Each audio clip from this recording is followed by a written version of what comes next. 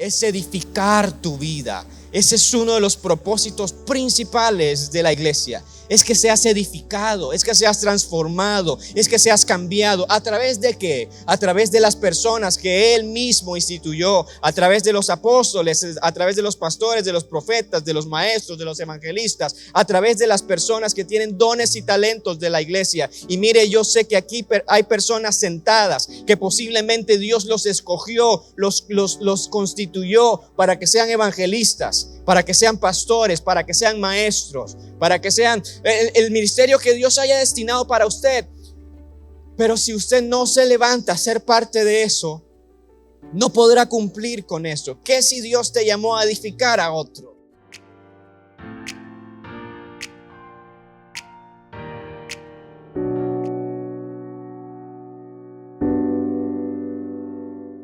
Nuestro pastor general ha estado hablando con todos nosotros un tema de suma importancia, que es la iglesia. Es la razón por la cual necesitamos pertenecer a la iglesia. Y él le ha titulado lo que no te han dicho de la iglesia. ¿Y cuántos han sido bendecidos con esa serie? Yo he sido muy bendecido con esa serie.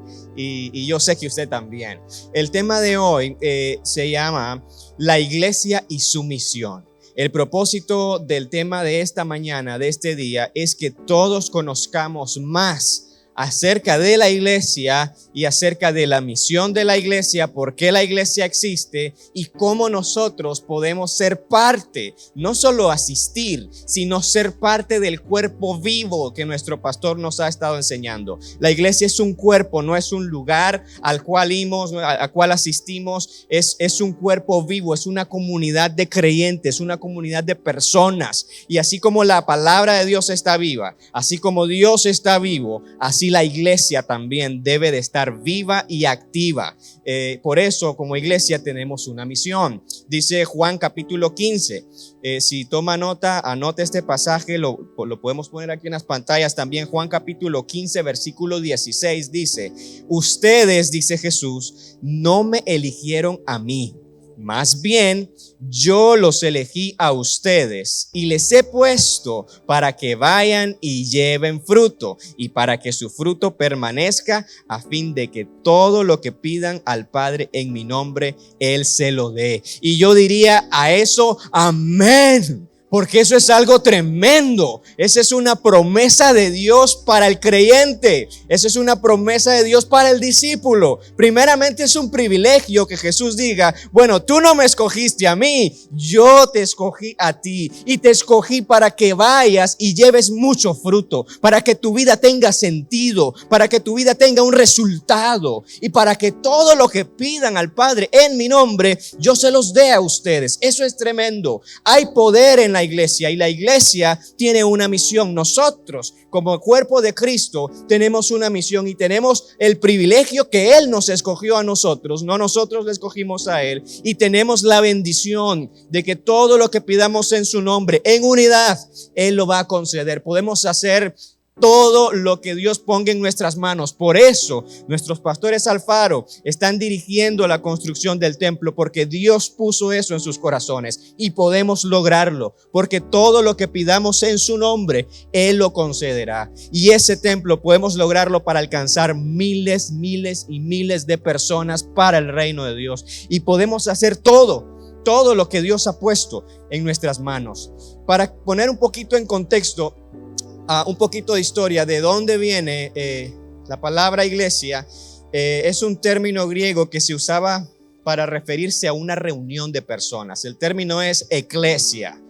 En la iglesia primitiva se le llamaba sinagoga, pero para distinguirse de los judíos, los primeros cristianos empezaron a llamar a esa reunión, a esa congregación, eclesia, que significa la reunión de los llamados y siguen ese llamado. O sea, las personas que se reúnen porque están llamados y están siguiendo ese llamado. Y vamos a ver 3 propósitos de la iglesia. La iglesia tiene un triple propósito. De hecho, la iglesia y su misión es una de las verdades fundamentales de nosotros como iglesia. Hay 16 verdades que son los pilares de nuestra fe aquí en la iglesia y en las asambleas de Dios. Y la iglesia y su misión es una de esas verdades. Entonces, el primer propósito, el triple propósito de la iglesia, el primer propósito, son tres, le comparto el primero ahorita. El primer propósito de la iglesia es la evangelización del mundo. La evangelización del mundo. Oh, gracias, Señor, por la persona que enviaste a invitarme a la iglesia. Le doy gracias a Dios por esa persona que invitó a mi familia aquí, a Casa de mi Gloria. Un evangelizador, una persona que traía varias personas a la iglesia, invitaba varias personas a la iglesia. Y de verdad que yo le doy gracias a Dios por eso. Y seguramente algunas personas le invitaron a usted también a la iglesia, compartían su testimonio con usted, porque ese es el primer propósito de la iglesia, la evangelización del mundo, como dice Mateo 28:19. Por tanto, vayan y hagan discípulos de todas las naciones, bautizándolos en el nombre del Padre, del Hijo y del Espíritu Santo, y enseñándoles que guarden todas las cosas que les he mandado. Y he aquí yo estoy con ustedes todos los días hasta el fin del mundo. La evangelización es un mandato de Dios, se hace de manera continua y no es un evento, sino un estilo de vida. Y quiero decirle, amada iglesia, que nuestro pastor general, nuestro pastor Natán, siempre nos dice a nosotros los pastores: no hablen en teoría a la iglesia, no hablen solo teológicamente a la iglesia, no hablen historia solo a la iglesia. Digamos y enseñemos cómo podemos hacer lo que estamos hablando. Entonces, en este punto de la evangelización del mundo, todos somos parte de ese propósito. Y le hago una pregunta: ¿cree usted que usted está siendo parte de ese propósito actualmente en su vida? Posiblemente sí, o posiblemente todavía no, porque no sabe cómo hacerlo. Y hay algunas cosas que yo quiero enseñarle, cosas prácticas de cómo ser parte de la evangelización del mundo. Ayer estábamos en un retiro de caballeros, y dicho sea de paso, estuvo poderoso ese retiro de caballeros. ¿Cuántos de los caballeros que fueron al retiro estarán en este turno? Levante su mano si aquí hay algunos. Excelente, ¿verdad que estuvo poderoso ese retiro? Estuvo tremendo. Y una de las preguntas que nos hicieron a los pastores fue, precisamente tiene que ver con esto. Uno de los caballeros preguntó: en un mundo donde la gente tiene tan arraigada costumbres religiosas, tradiciones religiosas, y no reciben el evangelio así de fácil, ¿cómo puedo yo ganar a otros para Cristo? ¿Cómo puedo yo compartir mi fe de manera efectiva? Y nuestra respuesta fue: amor en acción. La gente ya saben que Dios existe, ya han escuchado que Dios les ama. Pero cuando hay un creyente lleno de amor que acciona para una necesidad de una persona, para ir y ayudar a una persona, eso impacta mucho. Alguien dijo, el mejor sermón es tu testimonio, es tu vida. Ese es el mejor sermón, cómo vivís, cómo te comportás. Y hoy en la mañana que estaba meditando, orando, he andado pensando en estos días, pero hoy en la mañana pensaba, hay personas de las cuales nos hemos olvidado, todos nosotros. Hay personas que conocemos, que nos hemos olvidado de ellos. Tal vez hermanos, primos, tíos, abuelos, padres. Nos hemos olvidado que aún no están en Cristo. Nos hemos olvidado que están necesitados. Aunque parecieran algunos de ellos fuertes, parecieran algunos de ellos que están bien, parecieran algunos de ellos que no necesitan de otros, pero la verdad es que sus almas necesitan de consuelo, necesitan de salvación, necesitan de comprensión. Y hay personas de las cuales nosotros nos hemos olvidado por el ritmo de nuestra vida, por el afán del quehacer del trabajo, incluso del quehacer de la iglesia también. Nos hemos olvidado de esas personas. Y yo le quiero preguntar, ¿cuáles son esas personas que Dios, el Espíritu Santo, trae a su mente ahorita y que le dice, esta persona necesita de mí? Y tú tienes la respuesta. Jesús dijo en en Mateo 25, 34. Entonces el rey dirá a los de su derecha: vengan, benditos de mi Padre, hereden el reino que ha sido preparado para ustedes desde la fundación del mundo. Y luego esto me impacta, siempre me ha impactado esto. El versículo 35 dice Jesús: porque tuve hambre y me dieron, una acción llena de amor, y me dieron de comer. Tuve sed y me dieron de beber. Fui forastero y me recibieron. Estuve desnudo y me vistieron, enfermo y me visitaron. Estuve en la cárcel y vinieron a mí.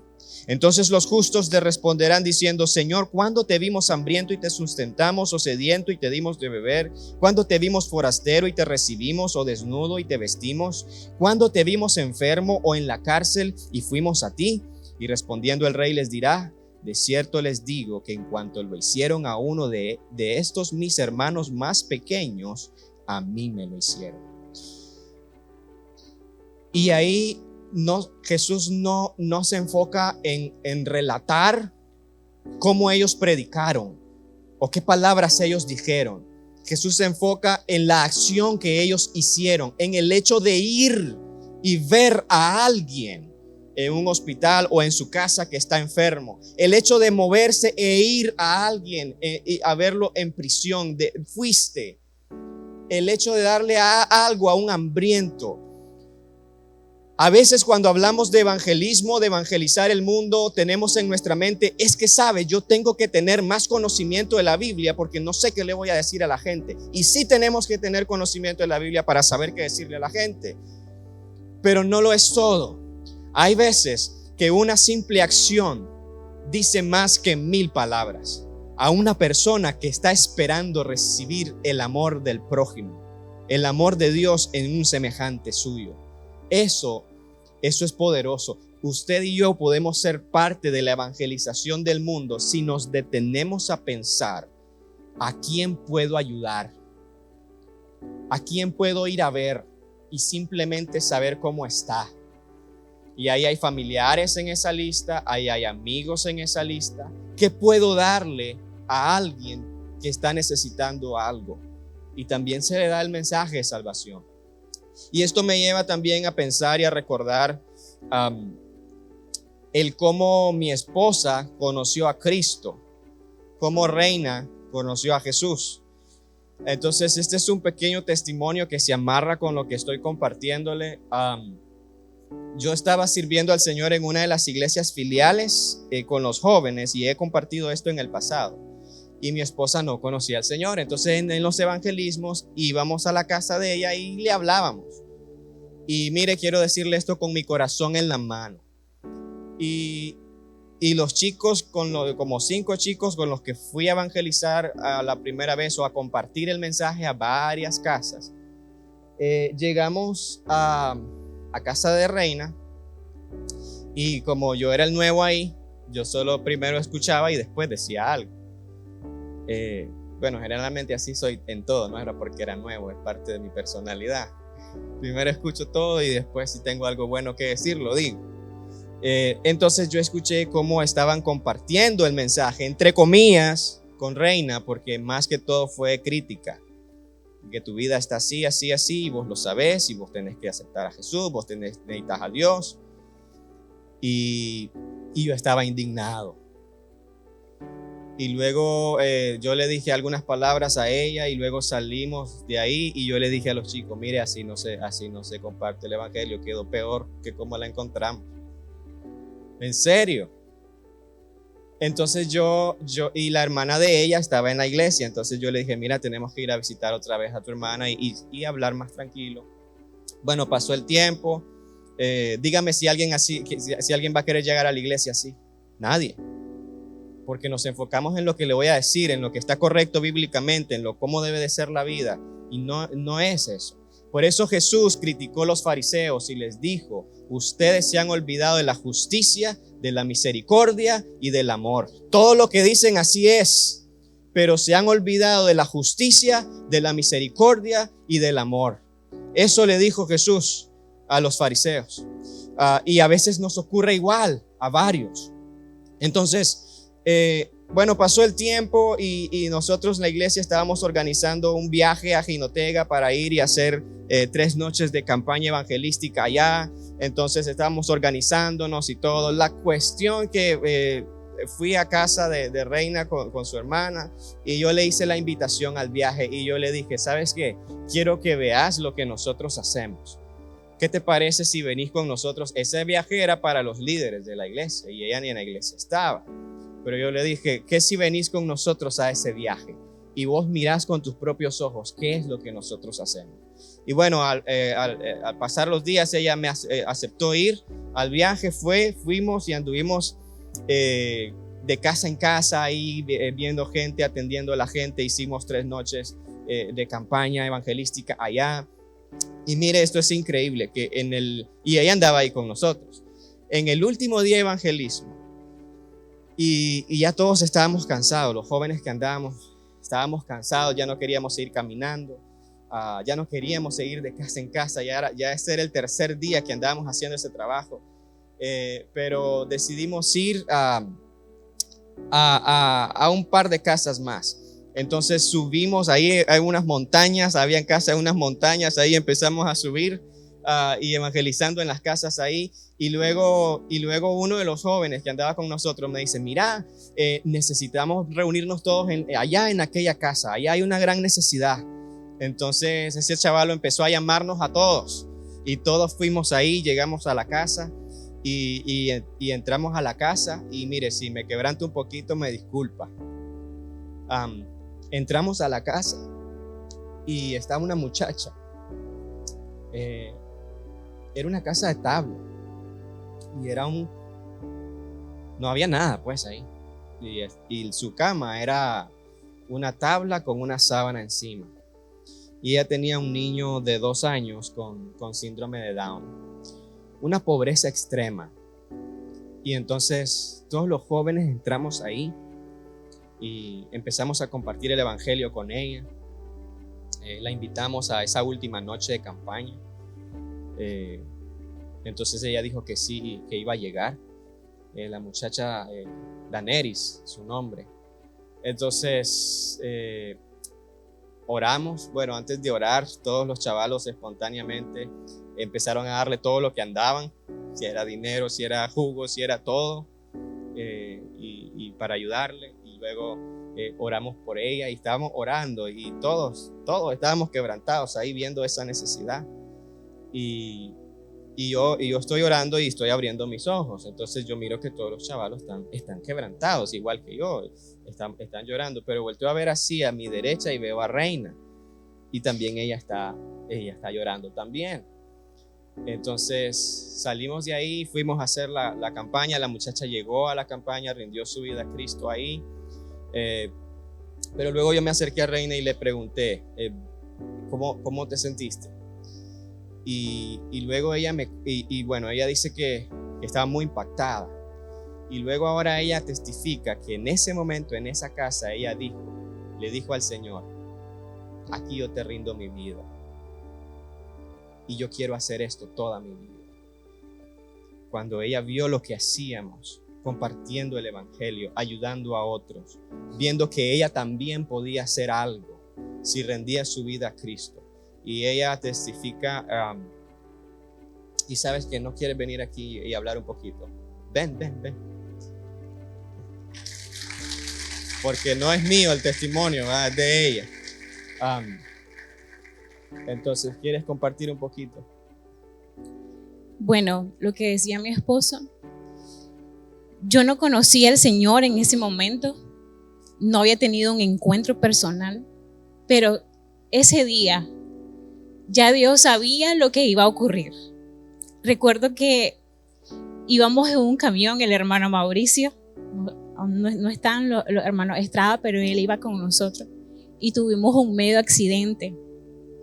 Chocamos y unos con otros nos caímos encima y nos golpeamos muy fuerte, no sé si te acordás. Y llegamos a esa casa donde esa muchacha, y simplemente mi corazón estaba muy quebrantado. Yo era católica, yo solo estaba viendo todo lo que estaba ocurriendo Pero Dios usó eso para yo poder llegar a sus pies. Yo aún todavía era el tercer día y yo todavía no sentía esa necesidad de decirle al Señor. Pero Él ya estaba trabajando conmigo de hace varios días. Y cuando yo llegué, como les menciono, a ese hogar, yo dije esta es la oportunidad para yo poder aceptar a Cristo en mi corazón. Y yo agradezco y le agradezco a Dios y le agradezco a Dios por haber puesto a mi esposo. No éramos novios, no nos conocíamos, él era muy amigo de mi hermana, pero él me dijo, anda a ese retiro, a ese viaje. Y Dios usó ese viaje para yo poder aceptar al Señor. Y fue una felicidad tan grande en mi corazón haber decidido ese día. Y aún yo lo recuerdo y nunca se me va a olvidar esa fecha. Fue un 29 de agosto del 2015, donde yo acepté al Señor. Y ese día para mí fue el día más feliz, porque yo pude conocer a Jesús. Y le pude decir, Señor, yo te voy a servir todo el resto de mi vida. Y hoy ya son 8 años en el cual yo le sirvo y quiero vivir simplemente para servirle a Él. Amén. Amén, gracias, amor. Es poderoso cuando accionamos, no solo cuando hablamos. Y la evangelización del mundo es parte de la misión de la iglesia en la cual todos podemos ser parte. Si alguien como mi esposa, que ni siquiera había decidido rendirse a Jesús, pudo hacerlo y ahí en ese momento tomar la decisión y decir, yo no conozco nada, yo no soy parte de nada, pero yo quiero y yo tengo la oportunidad de hacerlo. Entonces, si alguien así pudo, cualquiera de nosotros podemos hacer lo que Jesús dijo ahí, el texto que le leí. Por eso es poderoso que Jesús dice en Mateo 25:34, tuve hambre, me dieron de comer, tuve sed, etcétera. Y por otro lado, y esto es una palabra un poco fuerte, pero por otro lado dice Jesús, muchos me dirán en aquel día, Señor, Señor, en tu nombre echamos fuera demonios, en tu nombre profetizamos, profetizar es declarar también, e incluso es predicar, en tu nombre hicimos esto, aquello, lo otro. Sin duda era gente que estaba asistiendo a una iglesia.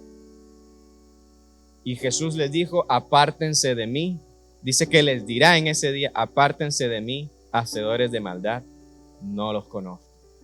Entonces, que no nos pase eso a nosotros y no nos engañemos nosotros mismos de creer solo porque estamos siendo parte de las reuniones en la iglesia acá, ya la tenemos ganada. No, un propósito de la evangelización del mundo es hacer esto que dice Mateo 25:34, porque después el Señor nos dirá a nosotros, vengan benditos de mi Padre, al reino que ha sido preparado para ustedes.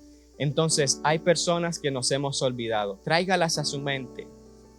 Y si puede anotar los nombres de esas personas, anótelos. Algo puede hacer usted por ellos. Y sabe que cuando decidimos hacerlo, sin duda, Dios se va a glorificar. Como yo decidí decirle a Reina, ¿sabes que venía este viaje? Yo simplemente hice una parte, pero Dios hizo lo más difícil. Nosotros solo necesitamos hacer una parte, la parte que podemos hacer por alguien más para compartir el evangelio. Y Dios hará lo más difícil para esas otras personas. Y a veces decimos, es que es muy duro, es que no le gusta que le hablen del evangelio, es que esto, es que lo otro. Pero si accionamos con amor, Dios va a hacer lo demás. Entonces, el primer propósito de la iglesia, la evangelización del mundo. El segundo propósito de la iglesia tiene un triple propósito. Primero, evangelización del mundo. El segundo, ministrar a Dios. Qué barbaridad este propósito. Como yo le dije, y los pastores estuvimos preparando este mensaje. Y esta es una de nuestras verdades fundamentales, como le dije. Esto es una de las cosas con las cuales creemos firmemente como iglesia, la iglesia y su misión. Y el segundo propósito de la iglesia es ministrar a Dios, es adorar a Dios. Dice Efesios 1:12, para que nosotros que primero hemos esperado en Cristo seamos para la alabanza de su gloria. Nosotros somos para la alabanza de la gloria de Dios. Nosotros fuimos creados para adorar. Y el propósito de la iglesia es venir aquí juntos y simple y sencillamente adorar a Dios. Y ayer en el retiro de caballeros, le confieso que esa fue la parte del retiro favorita para mí. Una parte donde simple y sencillamente todos, y es parte del programa que eso vamos a hacer en esos minutos. Todos los caballeros de rodillas, sin pedir nada, sin interceder, sin peticiones de oración, simplemente de rodillas, adorándolo a Él.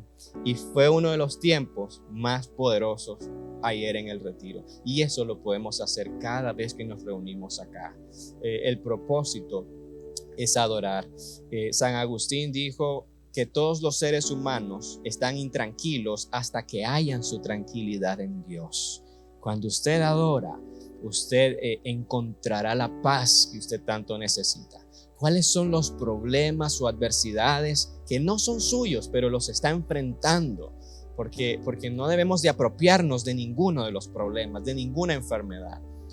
No debemos apropiarnos de nada de eso, pero los enfrentamos. ¿Qué cosas estás enfrentando que te tienen ansioso, que te roban la paz, que no te dejan tranquilo? Bueno, si adoramos a Dios, Él va a dar la paz que sobrepasa todo entendimiento. Y Jesús dijo: mi paz les dejo, mi paz les doy, no como el mundo la da, porque no somos del mundo, hermanos. Estamos en el mundo, pero ya no somos del mundo. Somos de Cristo Jesús y nuestra ciudadanía es de los cielos. Nuestra ciudadanía está allá en el reino de los cielos. Y podemos adorar libremente cada día de nuestra vida y cada domingo, cada miércoles que aquí nos reunimos. Algo que nosotros los pastores trabajamos, dice esto, se lo quiero leer textualmente. Fuimos creados para adorar. Es cierto que la adoración se puede expresar de muchas maneras. En toda la vida puede ser un himno de alabanza a Dios, incluso los actos triviales de la vida. Incluso cuando estamos arrancando la hierba o lavando el automóvil, podemos estar dando alabanza a Dios, o limpiando la casa. Todas esas cosas se pueden convertir en tiempos de alabanza y adoración.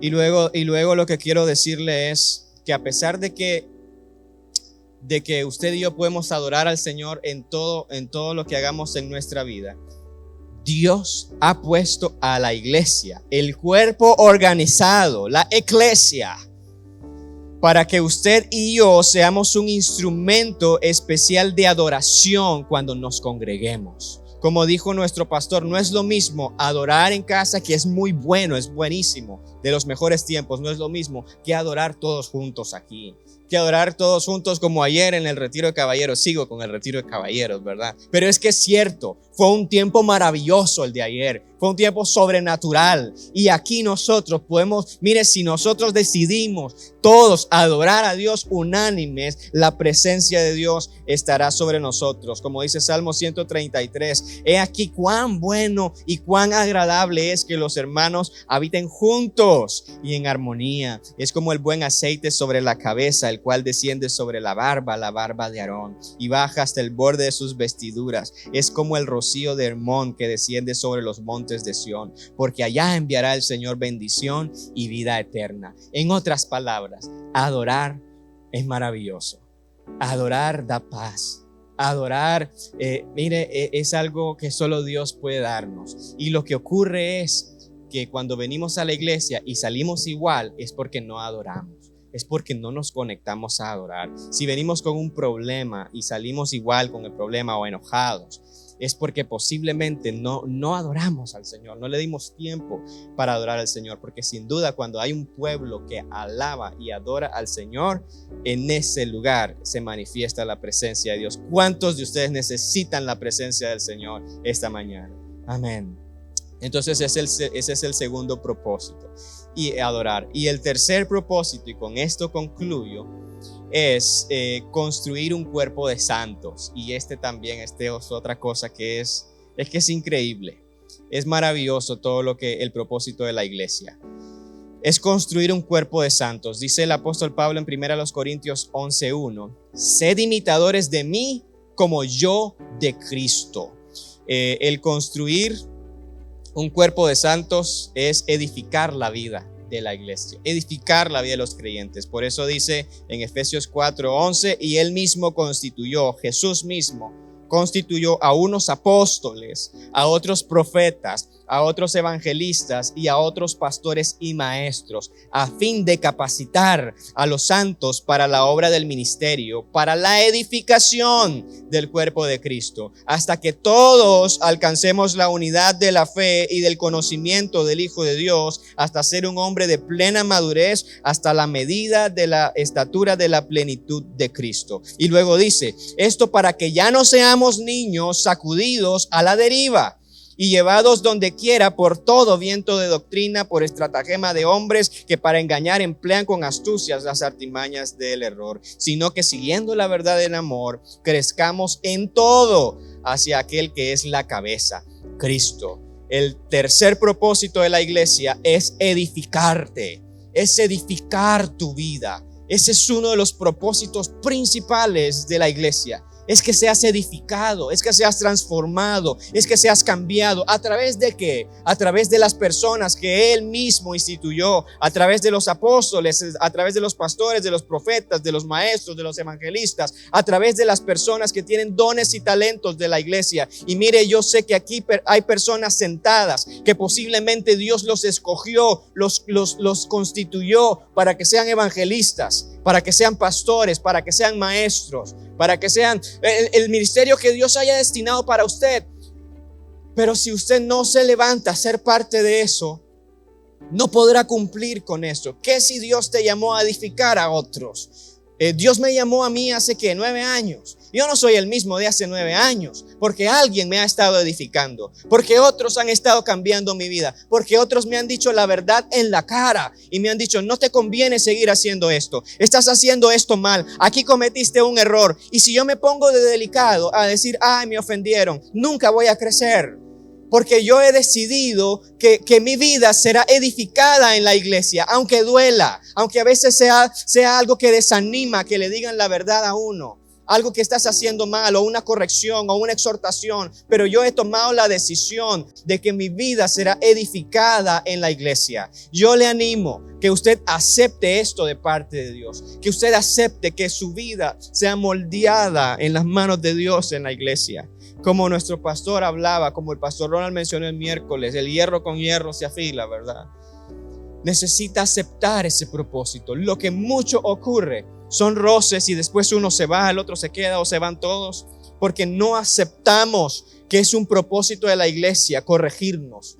Es un propósito de la iglesia edificarnos para que crezcamos. Pero si no aceptamos eso, seremos como niños fluctuantes siempre, llevados por, si el viento sopla para la derecha, vamos para allá. Si el viento sopla para allá, vamos para allá. Pero si vamos alcanzando la madurez en Cristo, vamos a estar sobre la roca, firmes. Y dice Jesús que vendrá la tormenta, vendrán los vientos, vendrá y no derribarán la casa del hombre que construyó sobre la roca.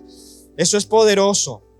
Eso es poderoso. Entonces, yo le animo que acepte estos 3 propósitos y se apropie de ellos.